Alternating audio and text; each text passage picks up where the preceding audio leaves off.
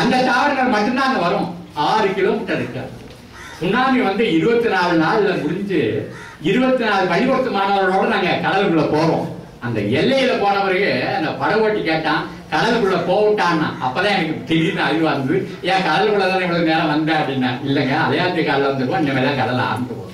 6 kilometre அலையாத்திக்காரி அலையை ஆற்று copy ஆற்றுறது மாதிரி அலையே தனிச்சு இங்க கரைக்கே வராம பாதுகாக்க வச்சேன். அது அப்ப கீழே கடற்கரை முழுதும் இருந்த அந்த அலையாத்திக்காரிகள் இருப்பாங்க, அதை வெட்டி சாராயம் காய்ச்சிருக்கும், செங்கல் சூடாவை போட்டுக்கிறோம், ஆடு மண்டல அவுத்து விட்டு சும்மா அது பாட்டி மேய்ச்சிருக்கிறோம். அது எல்லாம் போனதுனாலதான் நம்ம மனிதர்களை சாவு கொடுக்குறோம், பொருள்களை சாவு கொடுக்குறோம், எல்லாம் சாவு கொடுக்குறோம். அது ரெண்டையும் சொல்லிட்டு அவர் சொன்னாரு, மெரோஜி சொன்னாரு, here after you won't get a monsoon rain, you will get only cyclone prone rains சொன்னார். அதுல இருந்து நான் என்ன பார்த்துக்கிட்டு இருக்கேன் அப்படின்னு சொன்னாக்கா, ஒவ்வொரு தடவை மழை பெய்யும் போதும் உடனே அந்த தொலைக்காட்சியில பாக்குறது, இல்லைன்னா பேப்பர்ல பாட்டு பாக்குறது, காற்று அழுத்த தாழ்வு மண்டலம் நிலவுகிறது, இன்னும் 24 மணி நேரத்துக்கு மழை பெய்யும் என்று எதிர்பார்க்கப்படுகிறது. அப்ப அங்க அங்க தாழ்வு இருந்தா மட்டும் உங்களுக்கு மழை, இல்லைன்னா மழை இல்லை, பருவம் மழை இல்லை. அப்ப தீதும் நன்றும் பெறதவாரா கனியன் பூங்குன்றன் 2000 வருஷத்துக்கு நடந்த சங்க புலவன் பாண்டாமதி ராமநாதபுரத்துக்காரன் என்ன அழகா பாடியிருக்கான். யாரும் ஊரே யாவரும் கேள்வி, எதிரே எல்லாரும் சொல்லிக்கிட்டே இருக்கீங்க, எல்லாரும் நம்ம சொந்தக்காரங்க தான், எல்லாம் நம்ம ஊர் தான். ஆனா அதுக்கு அடுத்த வழியில் என்ன சொன்னா, தீதும் நன்றும் பிறதவாரா, தீமையோ நன்மையோ அடுத்தவங்க கொடுத்து வர்றது கிடையாது.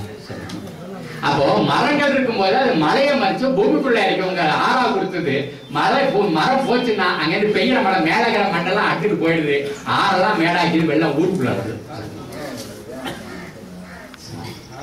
இப்போ இது மாதிரி பூமி சூடாகிறதுனால தட்பவெப்பநிலை மாறுதுன்னு பார்த்தா, அதான் என்ன, எந்த இடத்துல மழை வருது, பூகம்பம் வருது, வெள்ளம் வருதுன்னு பாதிச்சு தெரியாது. அது மட்டும் இல்ல, அது விவசாயத்தை பாதிச்சு. இப்போ விவசாயம் என்ன பண்ணுது அப்படின்னா, எங்க வந்து நீங்க ரசாயன உரத்தை உற்பத்தி பண்ணாரோ அங்க ரசாயனம் சூடாயிடுச்சு. அந்த ஃபேக்டரியில அதை கப்பல்ல தூக்கிட்டு வந்தா பாருங்க, அப்ப சூடாயிடுச்சு. அதை வந்து இங்க வந்து கோரவன்ல வச்சுட்டு லாரில மறுபடியும் தூக்கினாங்க, அங்க சூடாயிடுச்சு. அதை நீங்க போய் வாங்கிட்டு இந்த டிவி சுட்டில தூக்கிட்டு வந்தீங்க பாருங்க, அங்க சூடாச்சு. அதை மண்ணில் ஒன்னாந்து போட்டிங்க பாருங்க, அதை வந்து நைட்ரஸ் கேஸ் ஆகி அது மேல ஆகாயத்து சூடாச்சு. இது மாதிரி அதுல நம்ம ஓடுற டிராக்டர் விடுற புகை இருக்கு பாருங்க, அது சூடாச்சு. இப்ப அறுக்கிற எந்திர வேலை வந்துருக்கு, அது வேற புகை விட்டுக்கிட்டே. அப்ப நம்ம மாடு என்ன பண்ணுச்சு அப்படின்னா, நெல்லுக்கு இறைத்த நீர் வாய்க்கால் வழி ஓடி உள்ளுக்கும் அங்கே பொசியுமாம் அவையா. நெல்லுக்கு தான் தண்ணி அரைச்சாரு, மாட்டை கமலையில கட்டி, அது வாய்க்காகரையில 2 பக்கம் புல்லு முளைச்சுது, அதைதான் மாடு சாப்பிடுது. அந்த பசி நமக்கு பால் இருந்தது, அதான் நாங்க குடிச்சோம், ஆரோக்கியமா இருக்கு. நம்மளுக்கு 73 வயசுலயும் ஆரோக்கியமா இருக்கு. அப்போ நாங்க குடிச்ச அந்த குழந்தை உணவு காசு கிடையாது, சரிதான். நெல்லுக்கு இறைத்த நீர் வாய்க்கால் வழி ஓடி, சரிதானா. புல்லுக்கா தண்ணி அரைச்சாரு இல்லையே, நெல்லுக்கு தானே அரைச்சாரு. ஆனா அந்த வழியில முளைச்சு தானா முளைச்ச புள்ள தின்றது பசு பாலை கொடுத்தது, அதுக்குள்ள பிள்ளைகள் நல்லா இருக்கு. இன்னைக்கு 67 மில்லியன் அப்படிங்கிறா. 67 மில்லியன்னா 6,70,00,000 5 வயதுக்குட்பட்ட குழந்தைகள் சத்துணவு பற்றாக்குறையினால வயிறு மட்டும் பெருசா போயிட்டே இருக்கும், கைகால் சொம்பு கிடைக்குது, பெற்றோர்களுக்கு சுமையா இருக்கு. அப்போ ஒரு நாட்டுல குழந்தைகளோட நம்ம பராமரிக்க முடியல அப்படின்னா பெரிய லெவலில் நாட்டை என்ன செஞ்ச போறோம், நம்ம எதிர்காலம் வந்து ரொம்ப மோசமா இருக்க போறோம். அப்ப அதுல இருந்து நம்ம விடுபடணும்னா என்ன பண்ண வேண்டியிருக்கு, மறுபடியும் நம்ம சுற்றுச்சூழலை நம்ம பாதுகாக்க வேண்டிய அவசியம் இருக்கு. இன்னைக்கு அதைத்தான் அவர் பார்த்திபன் அவர் சொல்லி காமிச்சார், நம்ம சத்குருவை வேற சொல்லி காமிச்சிட்டார். இந்த கரூர் மக்களுக்கு நான் ரொம்ப ஆச்சரியம், நிறைய பேரை நான் இப்பதான் பார்க்கிறேன். நானு அப்போ நாங்களும் இப்ப கரூர் மாவட்டம்லாம் குடி வந்திருக்கிறோம், கடவுள்ல ஆராய்ச்சி பண்ணிட்டு உருவாக்கிட்டு இருக்கிறேன். ஒரு 30 வருஷமா கலப்பை பார்க்காத பூமியை வாங்கிட்டு இதையும் உற்பத்தி பண்ண முடியுங்கிறத அங்க செஞ்சு காமிச்சிட்டு இருக்கிறோம்.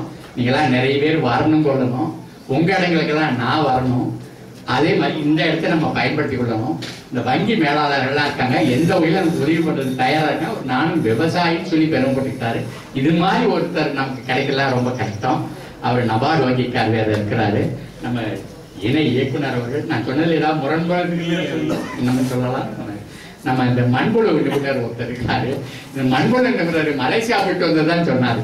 ஜனாதிபதி அப்துல் கலாம பார்க்க பண்ணதுல ஒரு முட்டை சாணியே கொண்டுட்டு போய் ஆட்டோ ரிக்ஷாவுக்கு போய் அவர் வீட்டு பின்பக்கமே மண்புழியர் போட்டு கொடுத்துட்டு வந்தார்.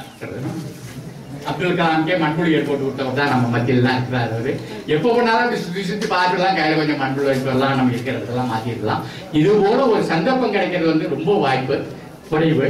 அதனால இதை நம்ம பயன்படுத்திட்டு நம்ம மேல மேல போக வேண்டியிருக்கு. இப்ப அடுத்த விஷயத்துக்குள்ள வந்துருவோம். இன்னமும் நெருக்கடி நம்மளை துரத்துது. உலகம் முழுவதும் பஞ்சம் பஞ்சம்னு பேசுறாங்க. எதனால பஞ்சம்? விளைச்சல்